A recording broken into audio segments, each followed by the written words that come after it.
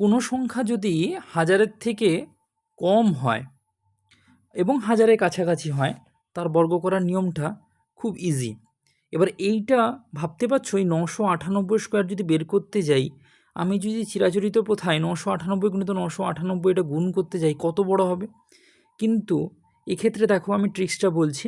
Suppose এটা কত কম, এটা হাজারের থেকে 2 কম, সুতরাং 998 থেকে 2 বিয়োগ হয়ে যাবে, দিলে হয়ে যাবে 996, আর 2-এর বর্গ কত 4, তাহলে 004।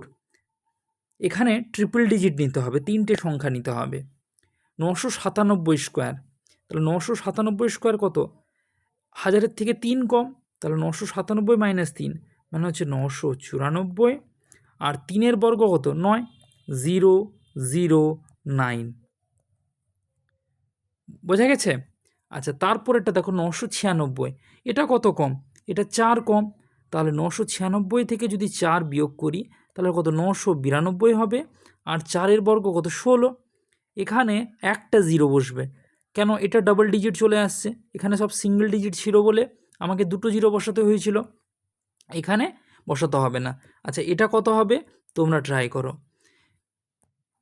আশা করি বোঝা গেছে।